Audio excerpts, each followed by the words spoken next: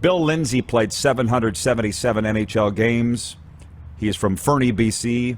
And he played in the Western Hockey League with the Tri-City American. Look at this, smiling. Of course you're smiling. How about these Panthers, Bill? Hey, welcome to the program again. Did you ever get left behind by the team anywhere? Thanks, Rob. I had some unique trades. When I got traded to Montreal from the Panthers, Montreal was in town, so I traded dressing rooms. So I didn't get left behind, but I just took my bag from one locker room to the other locker room. Actually took the morning skate with the Panthers, then played that night with the Montreal Canadiens. That was kind of unique. Never got left behind anywhere in a trade. Let me think of some of my trades that I was going through. Yeah, never got left behind. Had some quick plane flights, though, when I got traded after being a longtime Florida Panther to Calgary, get to opening night, they called, said I was traded. I was on a plane later that day, I believe, to make it into Calgary for the opener the next day. So things happen quickly when you get traded. I'd never left behind, but when you get traded, you got to figure out what's happening very quick, because you got to get your bags, try and figure out where you're going to live and all that kind of stuff. So it gets a little confusing. Oh, yeah, it's literally traumatic. And by the way, I was left behind by the Saskatchewan Roughriders in Commonwealth Stadium in Edmonton a few years ago. That's a story for another time, but man, it's great to talk with you and all this. And we'll get to the Panthers in a second, but this morning, Marcandre Fleury goes from Chicago to Minnie, and the Wild are playing Vegas tonight. They're saying that Flower might start for the Wild tonight. I didn't see him going to Minnesota. Your thoughts on that trade?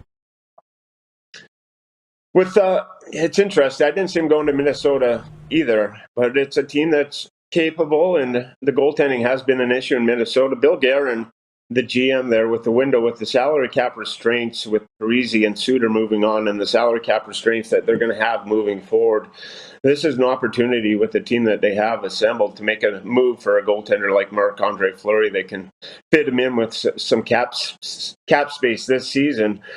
So from the Minnesota side, if you want to take a chance and try and win it, it makes sense. Marc-Andre Fleury comes in there. That's a really good team. You look at the way they're built and the depth that they have. It's just been the inconsistency in goal that has cost Minnesota some points in the standings. Marc-Andre Fleury is very capable, knows what it takes to do, and Cam Talbot's played a ton of games. So they got a good goaltending duo, and we'll see what happens now in the Western Conference. But to me, it's still pretty wide open in the West. Colorado has emerged as the elite favorite, but a team like Minnesota with a goaltender like Fleury, they have a chance to move on and move forward. To the Panthers, because we brought you on to talk about the Panthers, let's talk about who's coming in Claude Giroux, longest-serving captain in Philadelphia Flyers history. What is he going to do for the Florida Panthers? Brings a lot. We had a hole in the top six that we needed filled.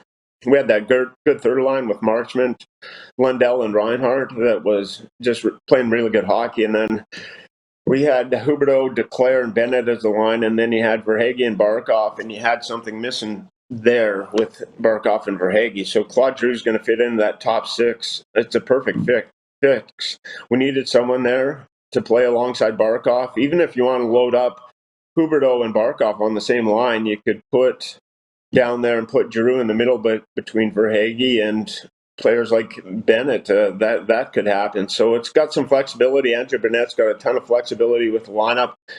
Panthers not very good in the face-off circle. Claude Giroux's run over 58% in his last 5 years, 60% this year. He's going to help a ton in the face-off circle. That's maybe an overlooked detail of Claude Giroux, the leadership that he provides. So he brings a lot of everything, but there was a hole in that top six, and it's the 1 year too with the Panthers, with Barkov's extension kicking in next year. Likely the year after that, Huberdeau is going to have an extension. This is the window to go for it. It's wide open, and Bill Zito and the ownership, you got to give them a ton of credit. They've green-lighted everything, and Bill Zito's been aggressive. Got Sherratt, got Giroux, filled the holes, and he might not be done yet. We'll see what happens at the end of the day, but Giroux brings a ton. Fortune favors the bold, but I got to talk about what's gone the other way. I've watched almost every Panthers game this year. Owen Tippett is a stud, and Frank Vetrano just seems like a character guy that the fans love. Bill, it had to be hard to see them go. Yeah, it's tough to see them go, but it's a good chance if you're a player like Vetrano, you go over to the Rangers, and he was having trouble fitting into our lineup and just getting that consistency. He was a healthy scratch at points, but he goes to the Rangers. That's a playoff team, gets to play aside Panarin last night, which is a good chance for him. Had the empty net goal, 15 and a half minutes. So from a player standpoint, it's tough to see guys like that move on to other teams. But if you're a player like Vetrano and you're not having a chance with the Panthers, you get an added chance with a playoff team like the New York Rangers. He's excited, and those are some. I've been traded a lot. That's part of the business. And Tippett's a guy that's got to learn to play the defensive side of the puck, the 200-foot game, the little details, winning 50-50 battles, winning board battles. He gets a chance, does that stuff. He'll be a consistent 20-goal scorer in the NHL. But that was the problem with the Panthers and Owen Tippett, is just that he just trying to refine, and this team's trying to win now. And we just didn't have the opportunity and ice time to give him to get him along to learn that defensive side of the puck and do all those little things that's necessary to be a top forward in the NHL. It just wasn't coming along at the rate that you need to develop. So you move him on, that's a piece. And if it works out for Philadelphia, that's a good move for Philadelphia. But Giroux and the Panthers win now mode. You have to give up something to get something. I was just going to say that. But you see Tippett, and it's just raw, all the talent. You see it, right? So good luck to him and the Flyers. Yeah. And lastly, Bill, I got to say this. Yeah, I called 1,400, almost 4. Yeah, for sure. I called almost 1,400 games in the Western Hockey League, so I'd like to think I know broadcasting. And I listen to you do these games, and I love it. I love it. A lot of times I'm driving in my Jeep, and you'll say something, and I'll look at the radio and say, you can't say that anymore. Do you ever get, like, politically correct stuff, right? Do you ever get in trouble for things that you say? I think it's amazing. But, or they just let you rock on there? Yeah, we can rock and roll, try some things out. I don't step over the boundaries. I know where the boundaries are as far as some of the stuff that everything is as far as political. I'm not going to get into politics or with the stuff, but I like to have fun with some things and comments and go from there. So we try and make it a fun broadcast for the team down in South Florida. It's not Toronto. It's not the market that's Toronto or Vancouver, a Canadian market where maybe there is some stricter standards. We got a great team. Just want to have some fun with it as much as possible.